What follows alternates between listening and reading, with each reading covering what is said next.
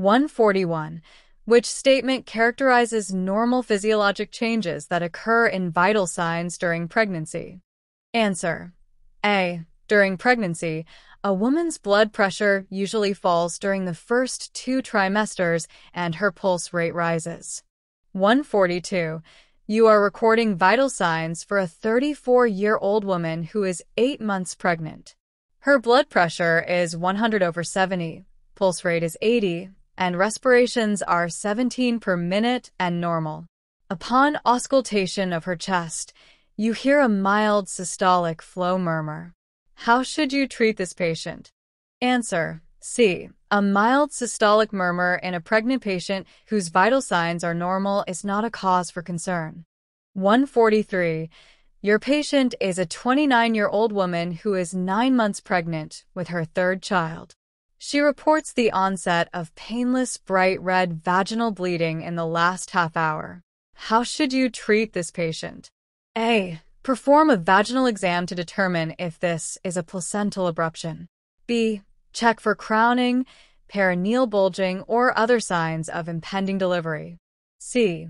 Wait for delivery and then transport both mother and child to the hospital. D. Treat her for signs and symptoms of shock and transport immediately. Answer: D.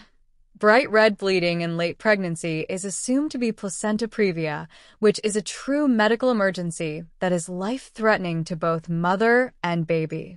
Treat the mother for shock and transport immediately. 144. Your patient is a 35-year-old woman who is 8 months pregnant. You note that her blood pressure is 140/90 and edema is present all over her body. The patient is anxious and complains of seeing spots and having a headache. From this information, what condition should you suspect is present? A. Gestational diabetes. B. Preeclampsia. C. Eclampsia. D. Hypertensive crisis. Answer: B. The patient shows signs and symptoms of preeclampsia or toxemia of pregnancy and should be transported to the hospital. The distinction between eclampsia and preeclampsia is the presence of seizures and/or coma. 145. You are assisting in a delivery in the field. As the baby's head is born, you realize that the umbilical cord is wrapped around the baby's neck. What is your first step in the management of this problem? A. Attempt to slip the cord over the baby's head. B. Apply 2 clamps and cut the cord immediately. C. Moisten the cord and transport immediately. D. Position the patient as for a prolapsed cord. Answer: A. First, attempt to slip the cord over the baby's head. If this is impossible, you should clamp the cord in 2 places and carefully cut it between the clamps, then continue with the delivery. 146. You are assessing a neonate who has a pink body and blue extremities, a pulse rate of 90, positive grimace response, active motion, and irregular respiratory efforts. What is the APGAR score for this infant? A. 4. B. 6. C. 8. D. 10. Answer: B. The score would consist of 1 point each for appearance, pulse rate, grimace, and respiratory effort, and 2 points for activity. 147. What is the order of care for a newborn born with evidence of meconium staining? A. Suction with a bulb syringe first, then remove remaining meconium under direct visualization. B. Suction with bulb syringe, then follow that with resuscitation with the bag valve mask unit. C. Report the presence of meconium to the medical control physician while administering oxygen. D. Deep suction the newborn with a nasogastric tube, followed by administration of high-flow oxygen. Answer: A. Do not resuscitate or stimulate further until the meconium is cleared from the respiratory tree by direct visualization of the cords. 148. Which of the following characteristics is the criterion for administering positive pressure ventilations to a newborn? A. Apnea was corrected with blow-by oxygen use. B. The heart rate rose from 90 to 110 in 2 minutes. C. Central cyanosis persists while oxygen is given. D. Meconium staining was noted during delivery.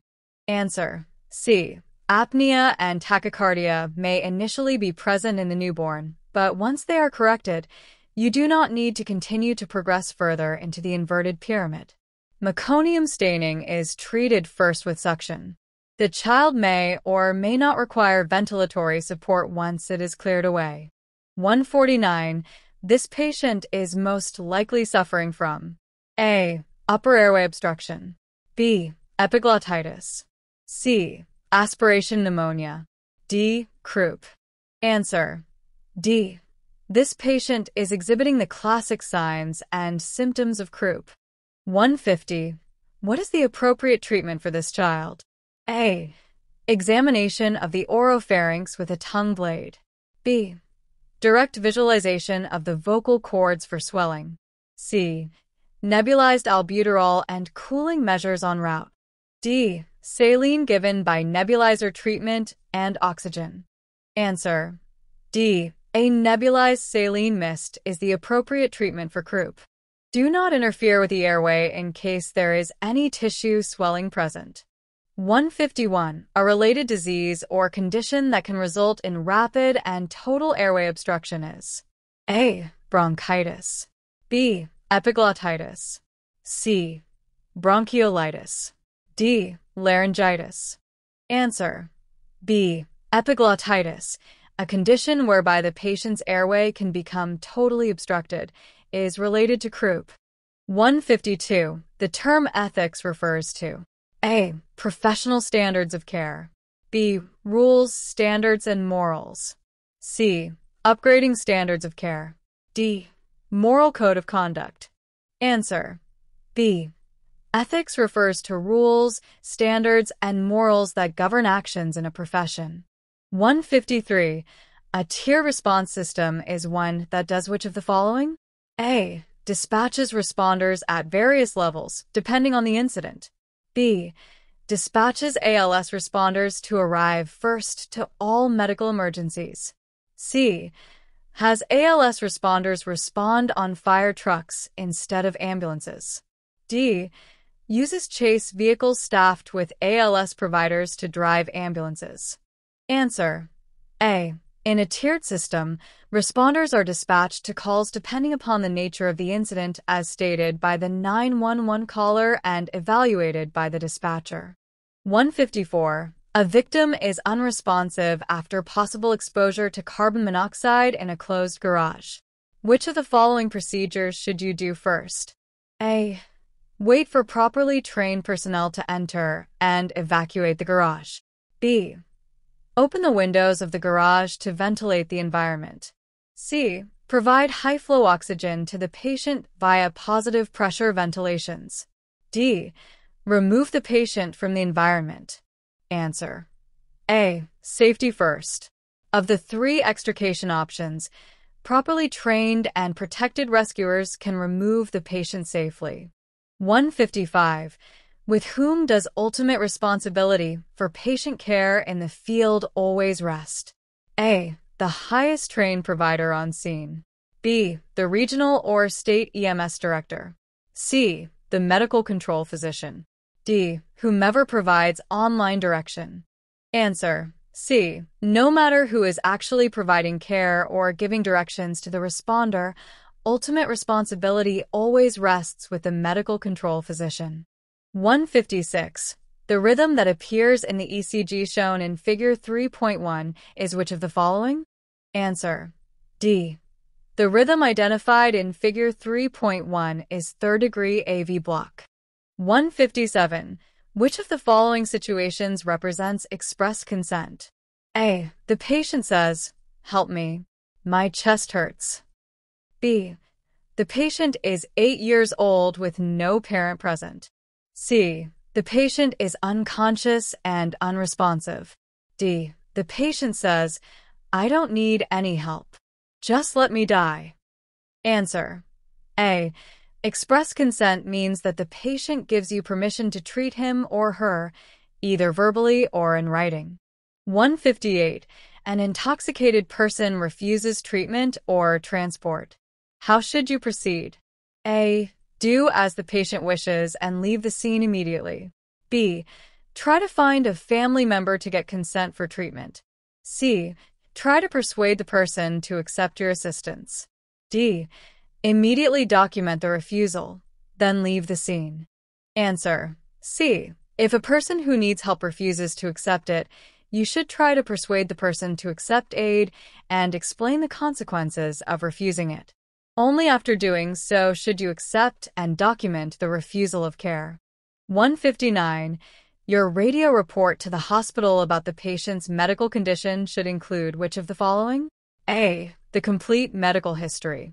B. Name, age, race, sex, and weight. C. The chief complaint. D. Estimated time of arrival on the scene. Answer: C. Although some details of the medical history, such as allergies, surgeries, and medications, are relevant, a detailed history is not. Do not say the patient's name over the radio. Estimated arrival at the hospital is important, but the time of your arrival on the scene is generally not important. 160. What is the function of a safety officer at a multi-casualty incident? A. To teach the unit members to work together safely. B. To decide when a scene is safe enough to enter. C. To stand in for the transportation officer as necessary. D. To ensure patient safety before the BLS unit arrives. Answer: B. The function of the safety officer is to evaluate the scene and make the go/no-go decision for the operation.